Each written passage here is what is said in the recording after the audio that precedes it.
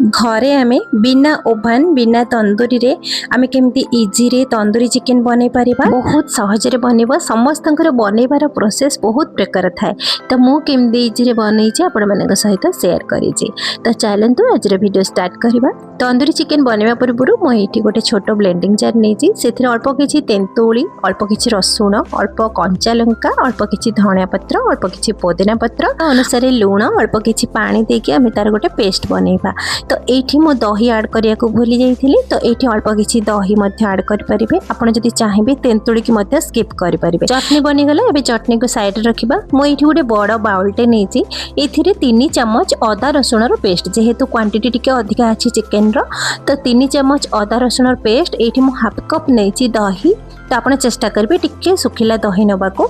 एठी 3 रु 4 चम्मच सोरिष तेल नेछि एठी अल्प किछि हळदी गुंड गोटे चम्मच जीरा गुंड गोटे चम्मच धनिया पाउडर नेछि एठी गोटे चम्मच राग वाला लंका गुंड गोटे चम्मच एठी कलर वाला लंका गुंड तापर मैं ये गोटे चम्मच नहीं गोलमरीच पाउडर नहीं तो गोलमरीच पाउडर भी निहाती ऐड करी तार टेस्ट बहुत भल आसो। ये गोटे चम्मच गरम मसला नहीं ये आम ऐड करवा 3 रु 4 चम्मच तंदूरी मसलार गुंड तो आपड़ जदि चाहिए तंदूरी मसला ऐड करेंगे ना स्किप कले भी चलो। ये 2 चुटकी खाइबा सोडा नहीं गोटे चम्मच विनेगार नहीं स्वाद अनुसार लुण आप विनेगार जगह लेंबू रस नहीं पारे। मुझे 2 चम्मच नहीं चाट मसला निहाती ऐड करी देखिए बहुत बढ़िया टेस्ट आसीबो।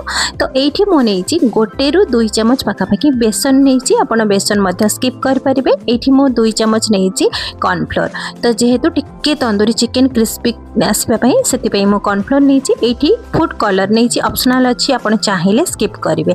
एबे हमें सबु मसला को एठी गोटे भल से मिक्स करबा। रे आउ किछि भी मसला ऐड करबेनी तो घरे जेति की मसला थिला हमें सेति की जिंस रे ही बनेबा देखिबे बहुत ही टेस्टी बनिबो। एठी मसलार क्वांटिटी आपण को टिके अधिक लागुथबो किंतु एई मसला किछि भी फरक पड़िबोनी केवल हमर चिकन रो फ्लेवर दरकार बस देखिबे मसला जम्मा भी लागिबोनी सेथिरे।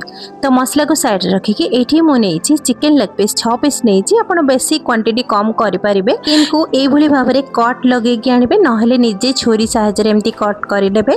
तो एबे चिकन को भल से धोई आनिबा धोई सल्ला परे हमें जो मसला बनेगी रखिथिले सेई मसला रे ऐड करबा। एबे हमें एथिरे ऐड करबा भजा कस्तूरी मेथी रो गुंड तो निहाती ऐड करबी देखिए गोटे बहुत बढ़िया बास्ना और टेस्ट भी आसो। ता सहित मुझे गोटे चम्मच जुआणी नहीं जुआणी निश्चित भाव में ऐड करेंगे तार भी गोटे बहुत बढ़िया बास्ना सहित टेस्ट भी भल आसो आउ हजम हबार भी सहायता कर। ये गोटे रु 2 चम्मच टमाटो सॉस नहीं मैंने ये ऑप्शनल अच्छी आप चाहिए स्किप करेंगे। टमाटो सॉस ऐड कले कहीं टिके आमर बाहर फास्ट फूड टाइप टिके टेस्ट आउ बास्ना आसो। एबे हमें सबू मसला सहित चिकन लेग को भल से मिक्स करवा जेमिति कि चिकन लेग सहित मसलार बढ़िया से कोटिंग हो। तो यही भाव में भल से मिसी सारा पर आम फ्रिज रे घंटे रु 2 घंटा पर्यटन रेस्ट नवा को छाड़ीदे। ये 2 घंटा पर मुझे देखो आपन को देखो बहुत बढ़िया से सेट हो जाइए। तो एबे चलते आम तंदूरी चिकन बनैबा बिना ओवन रे बनैबा। मुझे नहीं फ्राए पैन तो फ्राए पैन रे ही बनैबा। ये मु 2 चम्मच रिफाइंड तेल नहीं सहित आम 2 रु 3 चम्मच ये बटर निहाती ऐड करेंगे नहले आमर जो चिकन तंदूरी रो बास्ना आउ टेस्ट जमा भी आसबनी। तो एबे तेल घी को भल से गरम करके पैन रे आम एमती चिकन लेग पीस को सेमती ऐड करके आम पूरा गोल्डन कलर है पर्यटन ताकू आम भाजवा। गैस रो फ्लेम को टिके हाई करे कहीं चिकेन रो जति पानी अंश थिबो से सुखिला है आसीबो। तापर चिकेन को टिके कवर करके आम सीझा 10 रु 15 मिनिट पर्यटन ताकू छाड़िबा। तो मझे मझे चेक करेंगे नहले गोटे साइड पूरा पोड़ीज। तो 2 पट साइड आप चेक करेंगे देखिए बढ़िया से बनीज जिते आपड़ कौन करेंगे ना लास्ट को आम जेहेतु तंदूरी चिकेन बनाऊँ तो तंदूरी चिकेन रो तार बास्ना आ तार टेस्ट देवाई मुझे गोटे जाली नहीं तो आप जो रुटी सेखा जाली नहीं पारे से तेल लगे चिकेन लेग पीस को रखिकी गैस रो फ्लेम को टिके हाई करके चिकेन को टिके पोड़ी देबे। तो चारिपटे टिके पोड़ी देबे जो देखिए आप कंचा अच्छे चिकेन टी तो सही भागटा आप उल्टे की एमती पोड़ी देबे बेसी पोड़ीबेनी। तो परफेक्ट आमर चिकेन कलर बढ़िया से ही आसले आम गोटे बाउल को काढ़ी आनिबा। तो ये मसला देखते ना केते मसला आम नहीं किंतु देखो किसी भी मसला ना तो ये आम 2 ରୁ 3 चामच मेल्टेड बटर ये निहाती ऐड करेंगे।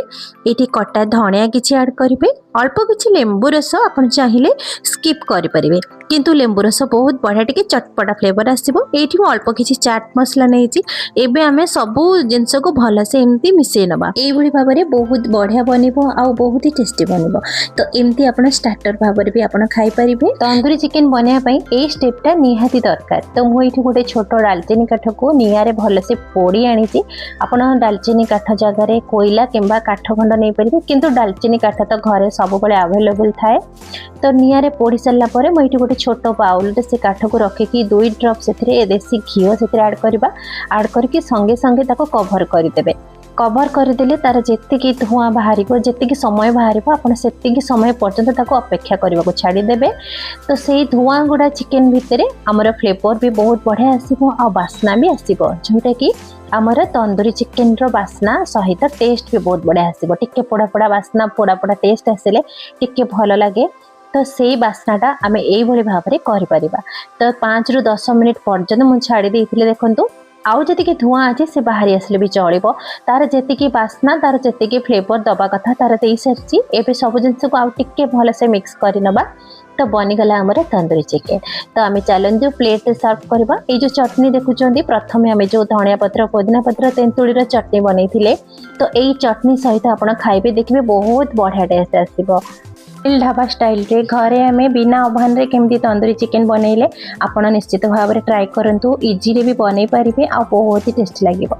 आशा करुछि आज वीडियो आपण माननकु पसंद आसीथिबो। जदि पसंद आसीथिबो बिंदुरोसेई चैनल को सब्सक्राइब करि नेबे। छोटिया लाइक कमेंट निश्चित भाव में करिवे।